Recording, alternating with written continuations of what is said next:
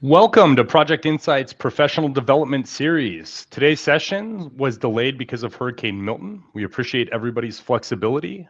We are thankful that everyone on our team is okay in the storm's aftermath, and we wish the best to everyone impacted. We are thrilled to have you with us today, though, as we explore a critical topic for project managers, getting the most out of your team. Keeping your team engaged can be one of the most challenging parts of the project management. Work-life balance, competing priorities, unique personalities all add to the complexity as your role as a leader. But with the right strategies, you can keep your team motivated and performing at their best. Before we dive in, a few housekeeping items. Everyone will be on mute, but we encourage you to engage with us via the chat. Feel free to say hi there now and drop any questions along the way. Today's session is valid for one PDU, but you must attend the full webinar to receive credit. We'll send the certificates out by the end of the week. You can access this recording using the same link that you join with. First, let me introduce you to our experts. Steve West has spent the last 2+ decades helping thousands of organizations make their work life easier as the founder and CEO of Project Insight. Project Insight is an award-winning online project management tool. Our mission is to automate your work, unify your data, and make your life easier. Please reach out and let us show you how we can help you manage your tasks, issues, risks, and really anything else project related. Alongside Steve, we have really the maestro of milestones, Diane Buckley-Alwies. Diane is a seasoned PMP, an author, and directs core performance concepts. We're excited to help you uncover the best way to engage your team and improve performance. Steve and Diane, are you guys ready to get started? I think we are. Wonderful. Awesome. Let's do it. Thanks again for the patience with regard to the hurricanes and stuff. But sometimes you can't tell Mother Nature what to do, so it's all good. So let's get started. I mean, what the last session we did was talking about personalities and personality types, and this one kind of expands on that and talking about how to get the most out of your team. So we're going to talk a lot about engagement. We're going to talk about culture and personalities again, and kind of delve down a little bit deeper on ways that you can improve the performance of your team. So Steve, I think the Project Insight team is a high-performing team, right? Definitely. So the first thing we're going to start with is talking about engagement. And there's 3 different types of engagement that are defined here. You have really engaged employees, which is what Steve has surrounding him at Project Insight. You have unengaged employees, and then you have actively disengaged employees. And you all can probably identify people in your organization or even people you've worked with in the past and where they would kind of fit. And to me, and I'd like to hear Matt and Steve, your input on this as well. An engaged person really has a commitment to delivering for the organization, whether it's a nonprofit organization, a for-profit organization. They just have a passion for moving forward. And you can tell those individuals because they kind of go above and beyond on a regular basis.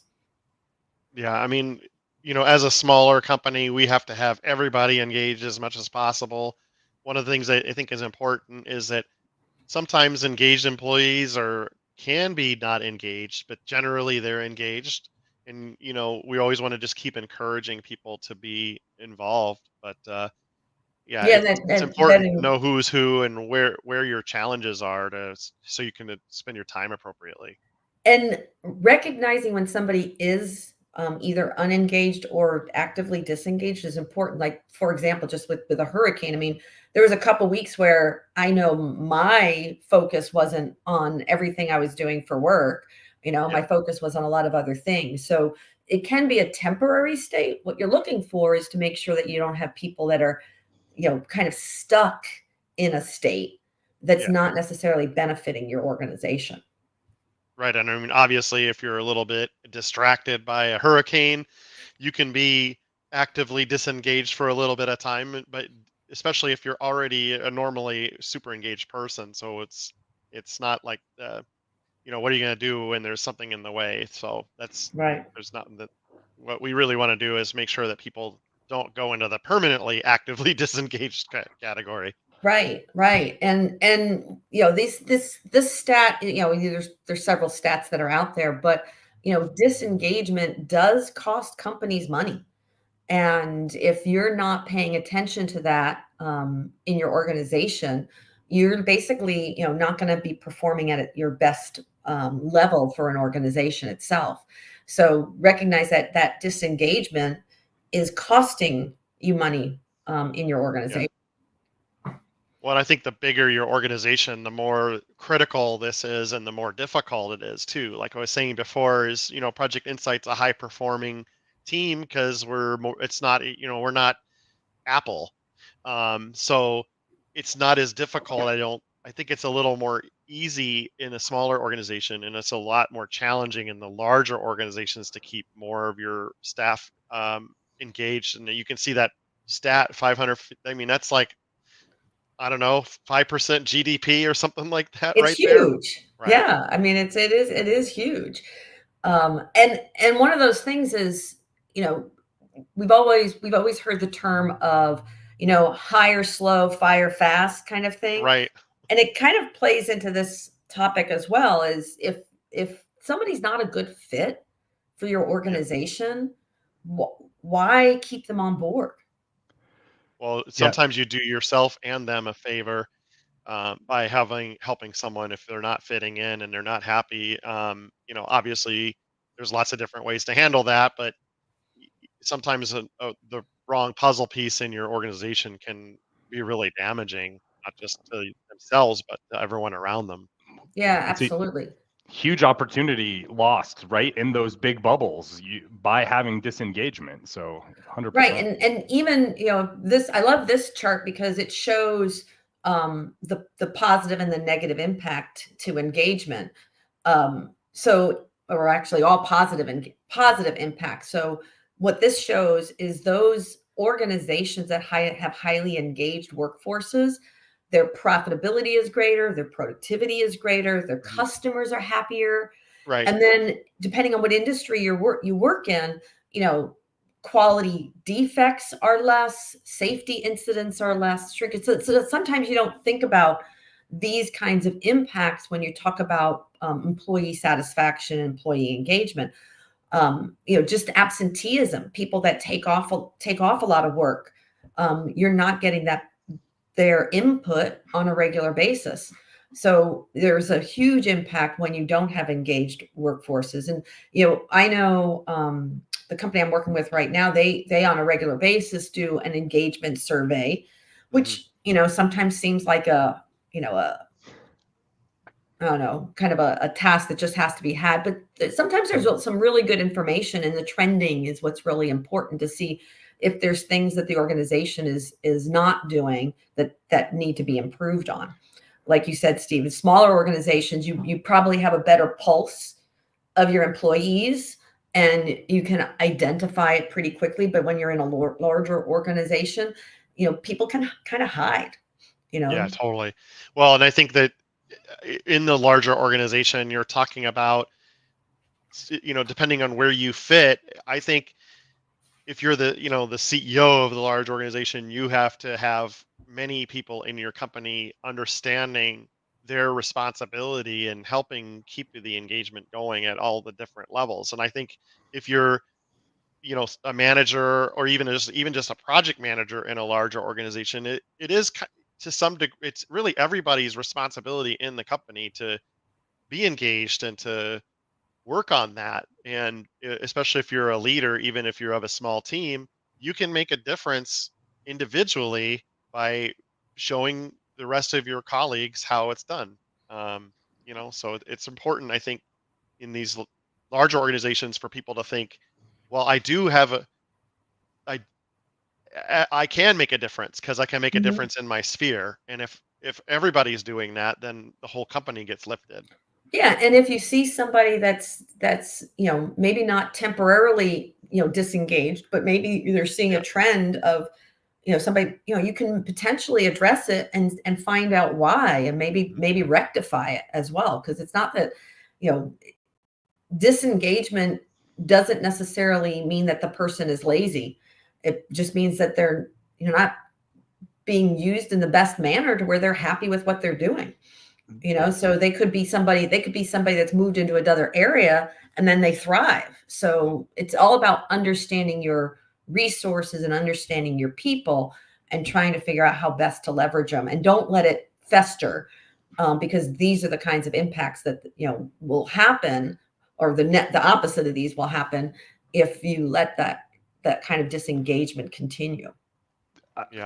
It's often easier in a smaller organization to have those micro engagement surveys, right, Diane? Like you're mentioning on the larger orgs. And sometimes I've been a part of an organization where you feel apprehensive to fill it out because are they going to do anything with this data? Does this actually matter, Or if I say something, will it be a red mark on me? A big target on me then, right? So that's where it's nice to have mini check-ins with Steve and have those micro engagements of this is where we are, and to identify that quickly and solve those issues, right? Yep, absolutely.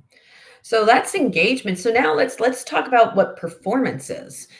So the way I like to speak of performance is every organization has a mission, a mission and a vision. Where are we going?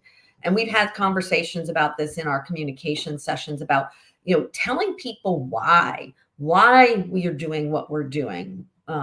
And why we exist, and what are the strategies we're employing, in this current year, over the next couple of years, to reach those vision and reach those goals. And then what are more the tactical things that need to happen in order to get there. So every organization, runs at a certain status quo for a period of time, but then there's always going to be things that you want to do that kind of elevate the organization. What's your, revenue goals for the next year? How do I take it from this level, and then have a catalyst that brings me to that next level? And that's what you want performance to do, right? It's nice to have it to where everything chugs along just fine, but the reality is that organizations are in business for a reason, and we want to keep improving. So having engaged people and understand that we're always striving for the next tier, the next level to get to. That's what we're trying to accomplish. And what we want to do is have people that are in the organization that help us get there.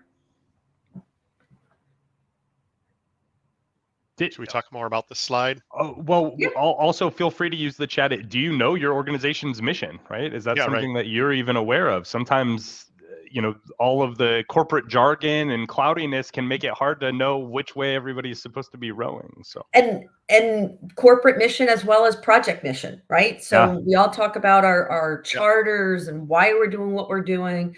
And that's another way to get people engaged. If people believe in what you're trying to accomplish in the project or projects that you're working on, then that makes it easier to kind of get them engaged and get them working towards that vision. So everything is a stepping stone. So this applies, at the smallest level of the smallest little project in the organization to the large strategies in the organization and what you're trying to pull everything together to grow. Yeah. So, you mentioned something about having a mission and a vision for a project. And I think that's a really good point. It's a great exercise for, maybe you're not the CEO of a company, but you can make a vision for what you're trying to accomplish in your project. And then what's nice about that is we talk about these in many of the other PDU summit webinars, is that you can see, are we aligned with this vision there? Are we doing what's aligned with that? So it's a great exercise to do. Yeah. And I think next month, we're going to be talking about portfolios and programs, and it applies to that too. So, because you're trying to bring a lot of disparate parts together to achieve those goals and those visions. Yeah, so and I think, I think we as leaders sometimes we don't spend enough time on that, making sure our people know what it is. You end up having new people come in. How are they supposed to find out what the vision is? And correct. Oh, go ahead, Steve. Well, in some companies it's a little more tricky than others, right? I mean, SpaceX's vision is to put a man on Mars, right? So that's easy to remember, like in the back of your head, we're trying to put a person on Mars, but is it as obvious where they brought that rocket back? That's very important to getting somebody to Mars, because they need that reusability, right? Right. And so pyramid. But like some missions are easy and others aren't. I mean, if you're a pharmacy, what's your mission? It's not quite as easy or glamorous as SpaceX's mission, Mhm. but that doesn't mean that you can't have one for yourself. Right. Right. And I think the mission and the vision evolve as well as you go quite a bit. Agreed, agreed. And there's things that we do, maybe consciously or subconsciously, that affect our performance. And as leaders, and I'm, putting all the project managers in the context of leadership, right? We've talked about communication, we've talked about defining the scope of your projects, et cetera.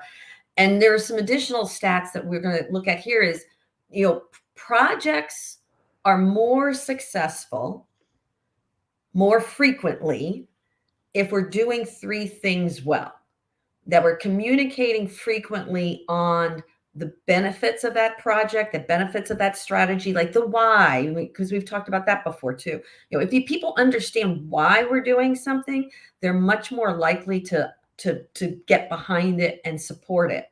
The other thing that we need to do better at from a communication standpoint is communicate with more clarity and more detail. I don't know, I'm sure many of you have been in those conversations where somebody just says, "Oh, just do it." I'm like, okay, like maybe I do know what I'm doing, maybe I don't know what I'm doing. Are you allowing people to ask questions to really make sure they understand what they're supposed to be doing and what the outcome is expected to be? So taking the time to have that more clear communication will also improve the performance. And then the one I think that's really interesting is the non-technical language. The more you can speak in simple, non-technical speak. Now, those of you that work in defense contracting, stuff like that, you got a book of acronyms. Right. So how many times do you start talking in acronyms in your organization to people outside your organization and they're like, what? Like, what's POS? I don't know. Could be point of Could be service, point of sale. There's a point of lot of different sale. ones. Yeah, It I could mean, be, it's, It's there's all kinds of acronyms out there that may mean something to you Yeah. that in a different industry or in a different organization, they mean something totally different. So being conscious of that will help improve the ability for us to perform well as an organization. We don't want defects. We don't want rework. So things like this are really important to pay attention to. sometimes that's where mirroring can come in as well, right, Diane? As the leader, to understand what language you're using and then match ours with that, so that we're all in the same, in alignment with what we're talking about there. Guys, I'm actually doing that today because one organization uses the term account opening for one thing, and our organization, I'm like, we need to change the term because we're going to be totally miscommunicating at this meeting we're going to have next month because we're saying the same word for two different things. Yeah. So you do have to take the time to make that clear to each other. Yeah, and the other wrinkle of this is most companies, I know Project Insight, we have people that are working with us that English isn't their first language. We have people in the US, we have people that are not in the US. That's not just our team, but also our customers too. And so then it gets even more tricky because you got the language barrier to deal with sometimes. Right. And how For many certain people are people. using like tools like Jira or even Project Insight and we get lazy. Yeah. We shorten our communication and what we're documenting that may not be read appropriately from somebody that's on the other side of the world doing a technical task or whatever. So taking the time to make sure that our communication is clear will certainly improve our ability to succeed. Well, and I think also, just as a reminder, we've had these webinars before. There are tools out there like today, like ChatGPT, that can help you if you do jot something down and you want it to be, you can actually use those tools to help you make it either get written quicker or have it proofread if you're writing something, especially. Don't forget that those tools are there for you to use nowadays. Mhm. Awesome. But I think the biggest one here for me on this one is Yeah. constantly communicating about where you're going, that strategy. Mhm. I mean, because you're going to have people coming in and out of your projects. And if you're not constantly saying where we're going, something's going to get missed.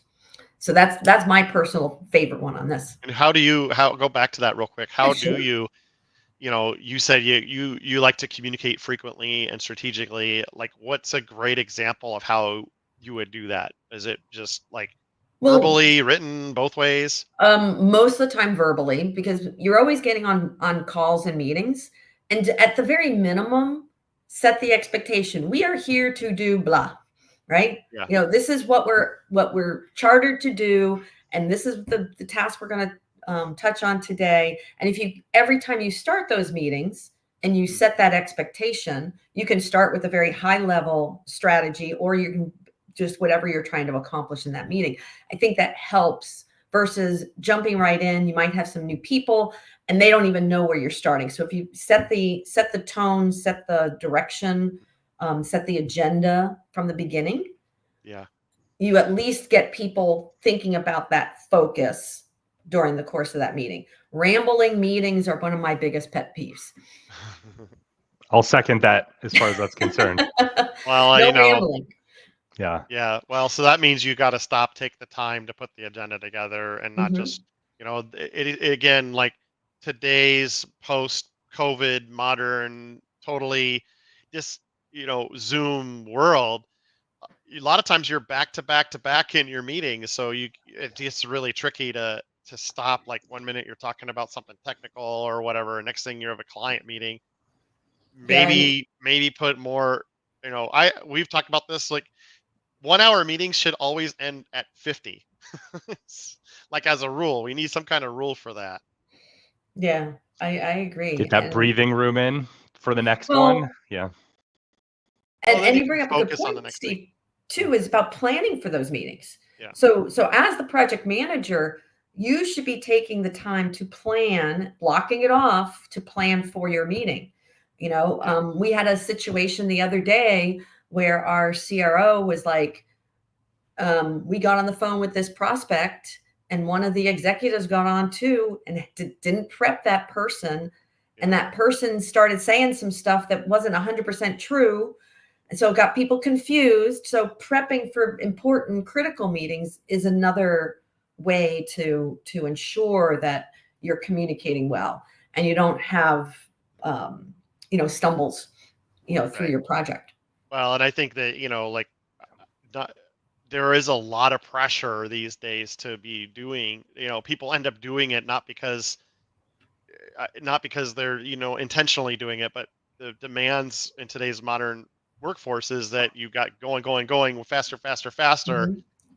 Mm-hmm. It might be a good cultural thing if you have the ability to do that in your company to help, like, bring back this, hey, wait, maybe we should slow down just a little bit, give each other a little bit of slack on some of these things to gain the productivity. Yeah, there was sometimes slowing down a bit will help you go faster. Right, exactly. But it's counterintuitive Mm-hmm. to do that. So, like, we've all, and I think I saw some comments in the thread about, multitasking during meetings. I think we've all done it. We all done it, and we all know someone else who's done it, and we all have people around us that do it. So maybe trying to, like, reduce doing better communication and reducing the time in the meeting, keeping them from rambling. Mm-hmm. It's okay to end the meeting early if you're done, but sometimes people kind of think that they shouldn't. Yeah. So. Yeah. No, it's what's again, we're talking about getting the most out of your people and getting the most success for everybody. And it's being very conscious about how we use our time. And making sure that every interaction is as productive as we can make it. Yeah. Awesome.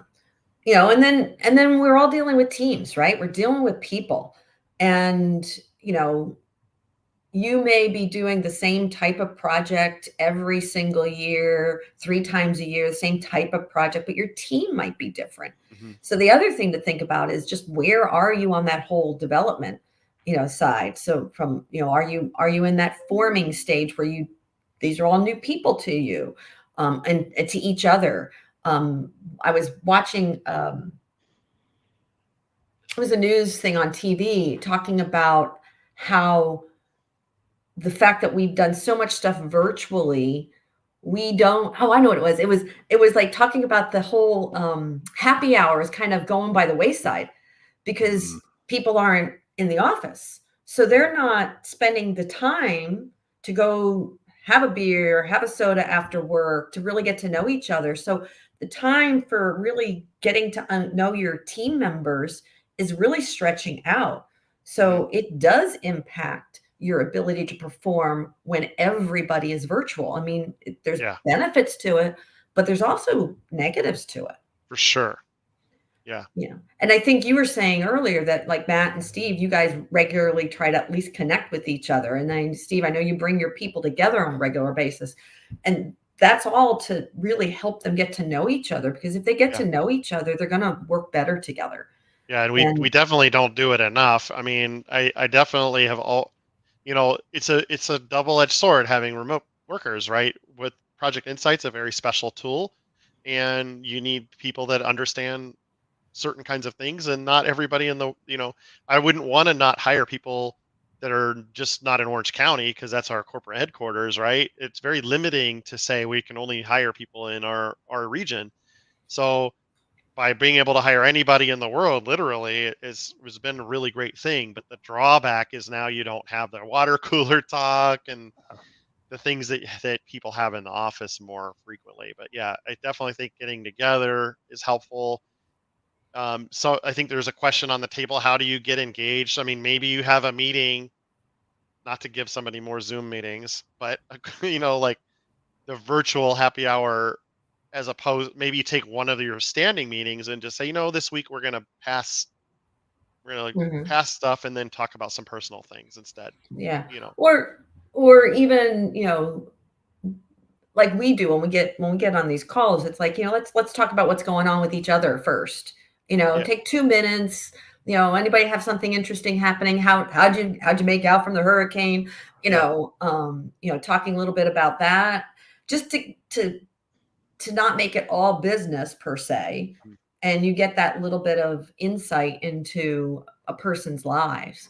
Yeah. And maybe you don't need to do it have everybody. You could go through a rotation in your meetings where, okay, here we bring someone in. If a new person comes in, it's like you could tell them, okay, well, next week you're going to have to tell us something about yourselves and stuff like that. And I think it is good. And I'm just like thinking out loud myself, oh man, maybe we should do more of this at Project Insight. But in my former life, I'm a competitive swimmer. And one of the things that the U.S. national team used to do is anytime you would go, if it's your very first national meet where you're representing the United States of America, guess what those people had to do? They had to get together and do a skit for all the veterans. Oh, how fun. It's a rite of passage. And so there's things like that you can do in your company. If your virtual new person comes in, maybe, I'm not saying you have to do a skit, but make some kind of cultural thing that you do. And I'm thinking out loud, man, after this meeting, I'm going to come up with some new things for us. Well, and I don't know. I mean, again, I think the world has changed, right? The world has definitely changed. And so even last week, I had some friends come in from out of town, and I realized, we all went out to dinner and everything else. And my son was there and his wife were there, my husband. I'm like, you know what? I met these folks through work almost 30 years ago. Yeah. That's where these friends came from. And then they're 30-year-old, they're not 30 years old, but it's been friends for 30 years. And they traveled from Chicago to come down here and we got together. I mean, that's what makes, I think, project management as a profession so much fun, because you do get to meet a lot of people and you do get to build bonds with people because you're in the weeds together. And wherever you have that opportunity to build those relationships, you should, and not everybody's going to be your best friend, but, hopefully you do. And that's one of the, again, that little bit negative of being so virtual. We don't get to spend that time together in the same way. But it's definitely something to consider, because not getting to norming and performing quick enough will absolutely affect your performance on your project. One of the questions that we had was, how do you engage with clients, those external stakeholders that aren't a part of your company? I think your points were really valid, Diane, on just that. How are you? Who are you? What are you interested in at the beginning of the call or at the end? If you do wrap up in that 50-minute mark, I've found go a really long way in being able to create those bonds even through this little screen, right, that we're engaged with. Yeah. And there's people that are really good at remembering, or somehow they have a system to remember. Because I had, like, during the hurricane, I had people I hadn't talked about to in maybe about 6-8 months. Yeah. Sending me a message saying, "Hey, heard it went through Tampa. Are you guys okay?" And I'm like, "Oh my God, I haven't talked to this person in 6 or 8 months." Mm-hmm. And they remembered. I'm not quite that good, but it's one of those things where, those are some skills that, it'll make a difference, and I'll remember that person, very fondly, because they did reach out. Yeah. Genuinely care as well, right? They actually care. It's not just this facade of we're meeting and let's get some business. It's a true Correct. interest in that. Yeah. Correct. Yeah, and I think, and since you brought this team development, can you just briefly explain again what the forming, storming, norming, performing, adjourning Yeah. is? So forming is when you're, initially engage with your group. Now, some of you are going to know each other, some of you are not, and that's the area where you're starting to say, okay, well, these are the people I'm working with. Now we're trying to figure out, how are we interacting? Are we communicating well? And many times that we will stumble, and that's what the whole storming part is, because you got to figure out how to best work together. And we talked about that last month on the different tools on communication using disc profiles and stuff to understand how best to communicate with each other. Some people are, dominant. Some people are a little bit less dominant. And then norming is when, oh, okay, now I kind of understand Steve a little bit better. And, this is how Steve likes to work. And Matt, he's a piece of cake. He's so easygoing, no problem. But Steve, I got to make sure that I'm really focused on delivering to him what he needs. So that's the learning part, and then adapting your processes, all of you. And then, at that point in time, you're a well-tuned machine, and you're running, and your communication is better, and you're consistent, you're not stumbling anymore, and it's like you're really performing. And at the end of the project, technically everybody adjourns and leaves. So everybody goes through it, every project goes through it.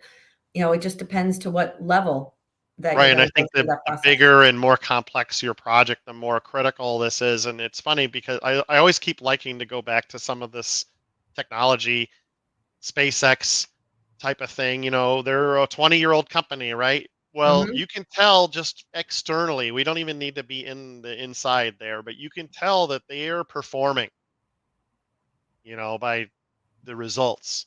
And I'm pretty sure we've all probably read the book that there was a lot of storm in there, because not everybody fits into that. Whatever their culture is, not everybody fits into that. Yeah. So, but you can see that the persistence of that over a 20-year period can make a real high performing company.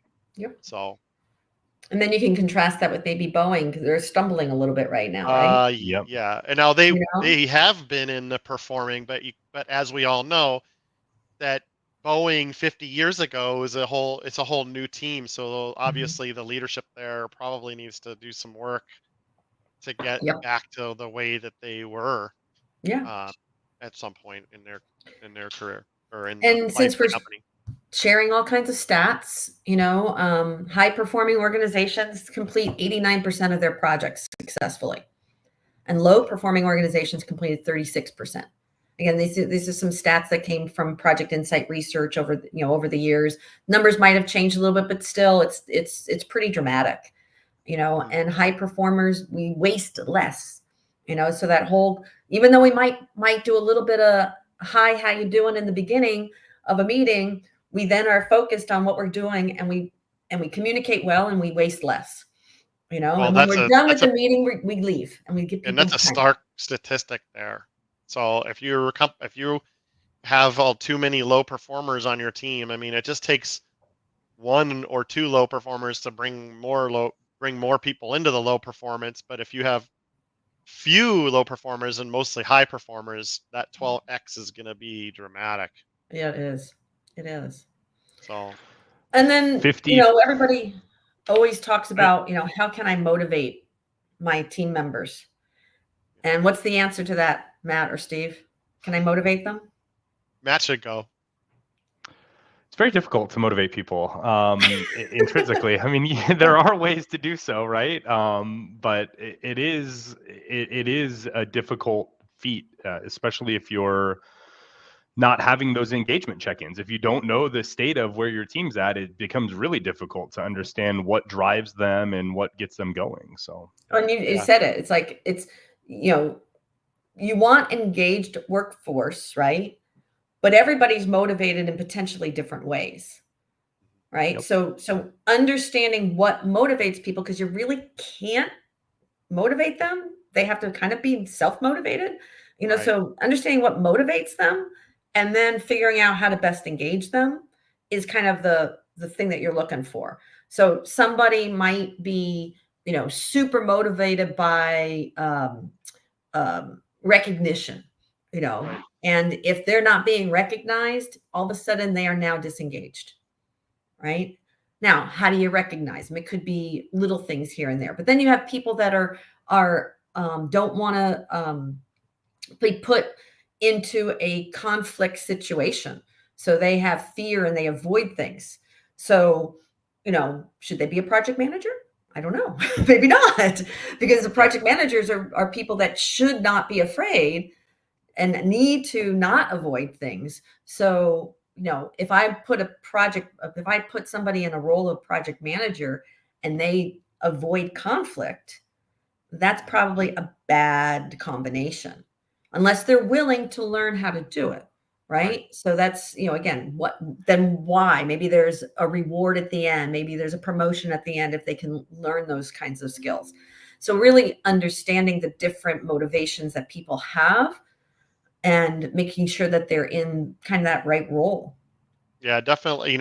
I think another thing is if you're hiring, let's say, and you have the ability to decide who you're going to build your team around, it's important to know the kinds of people you need. Like for me, I work best with other self-motivated people, and I know that about myself. So we always try, if I have someone who's going to work directly with me, it's better for me to have someone who's self-motivated, doesn't need a lot of, I mean, I'm more than happy to give recognition and all that other stuff, but if like you need if one person needs a lot of that, I'm probably the wrong kind of person. But there's a lot of other leaders who love to do that and they're really good at it. And so it's good to to bring people in that work well with you, with your personality type. And I don't need everybody to be exactly like me. I just need complementary people around me. And then of course their teams that they would have would do the same thing. So Right. but setting the tone at the high level, getting that mission and vision clearly stated, those are good things. Having a reward system to bring recognition to when someone does a great job, all those other things, and then just choosing the right people. I just cannot stress enough. Oh, If you have a choice, yeah. Yeah. I sometimes you mean, don't. yeah. And when you don't have the right person in the roles, Yeah, it's deflating for a lot of people.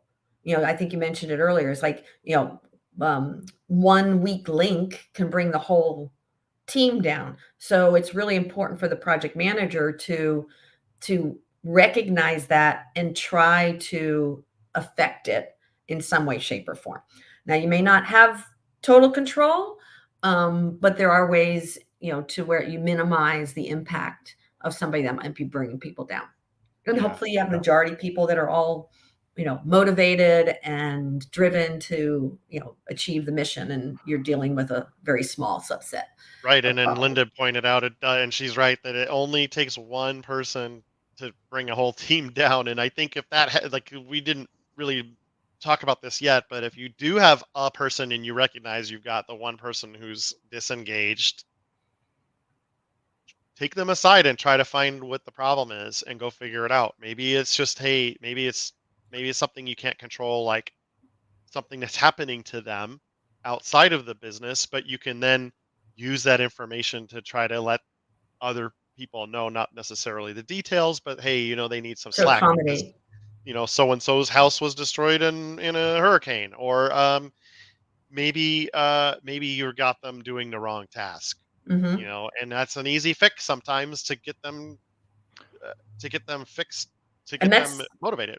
a perfect segue into this chart, because knowing, the skills sources is important. So you're going to have people that are lower skilled, probably lower dollar amounts, and you're going to have higher skilled, higher dollar amounts. And then obviously there's a whole spectrum there.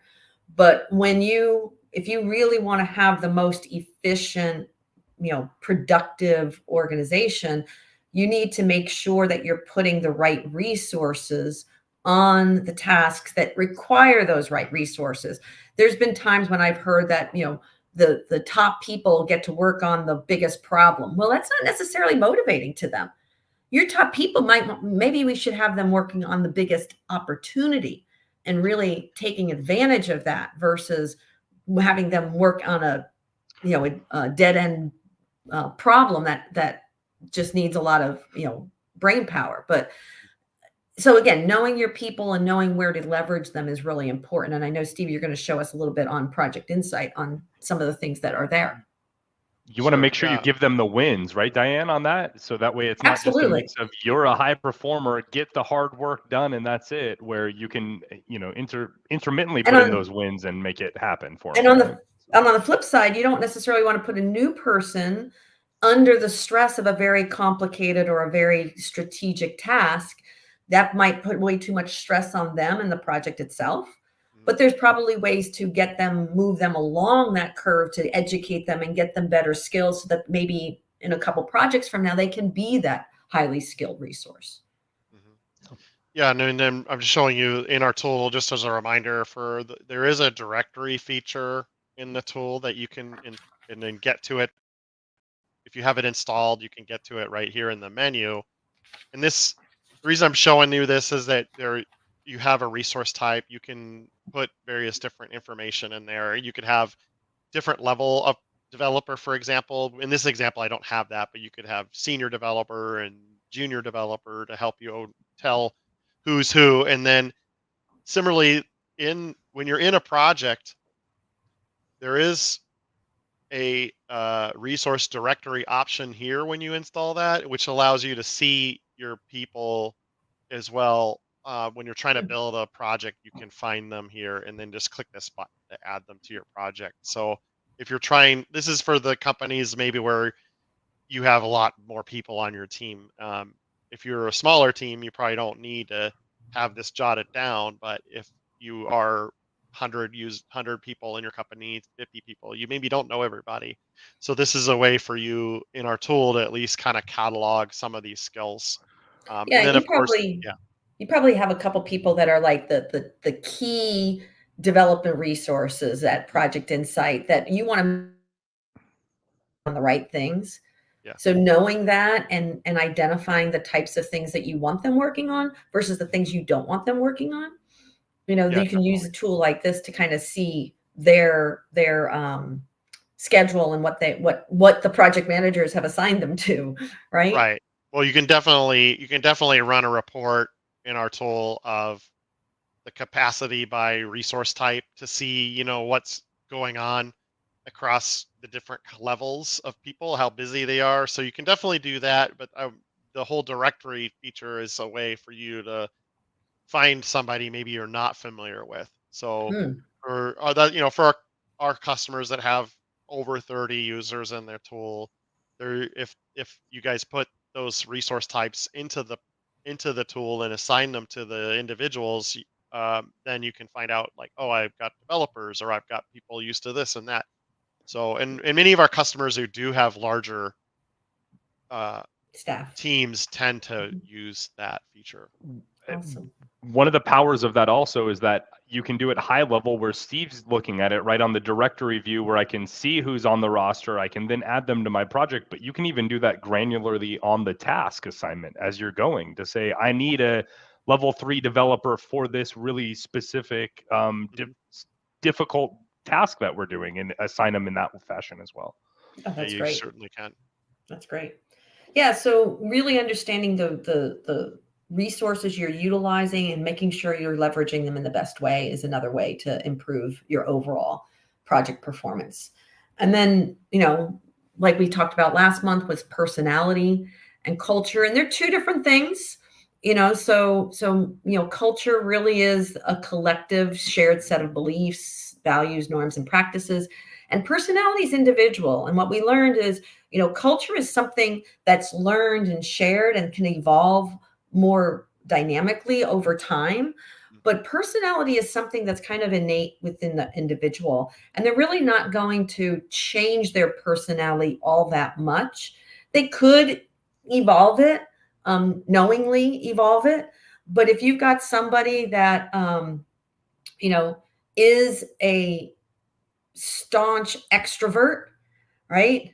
You're not going to make them an introvert tomorrow. They're probably not going to want to, and vice versa, right? So personality is something that you're not going to change all that much, but culture can change, and even a single individual can function well in multiple cultures potentially. If there's some shared set of beliefs and values that they're aligned with.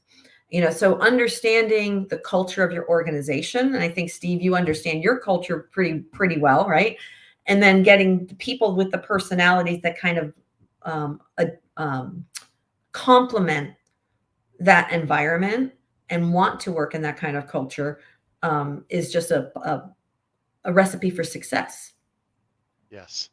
And that was what I was talking about a little earlier, how important that is. Mm-hmm. Yeah, people can change, but it's it's themselves having that catalyst and then making it occur. It's not Steve saying you're going to do this, and that's makes the individual you want it to be natural. Exactly. Well, right. And that's the whole part of the motivation is they need to be motivated to change.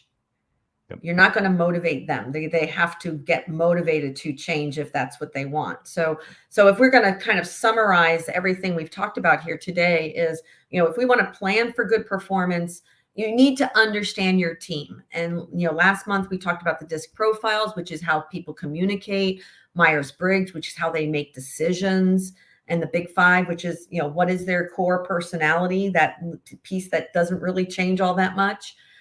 Understanding the culture of your organization, and you kind of see whether or not that all maps out. Wherever you can, select the right resources for the task at hand, and don't put the low skilled person on the most important thing. You got to know the motivations of all of your team members. I mean, this is a lot to do, right? Yeah. It's a lot to do. And then you have to make sure you're communicating well.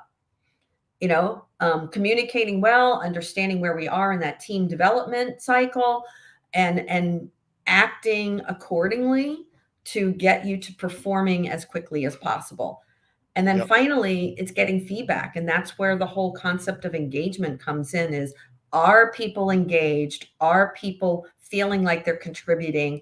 If you can get people to that engagement, that highly engaged, motivated place, your organization will be a top performing organization. Right. And this is what we're saying there is project managers are the superheroes, because you got to do all this stuff and keep the work moving. I was going to say, on top of the milestones coming in, right, Steve, those deliverables still need to happen. So remember, right? Project managers don't do anything. We don't do anything. Oh, that's right. We just do all this stuff. Well, that's why there's nothing tangible here.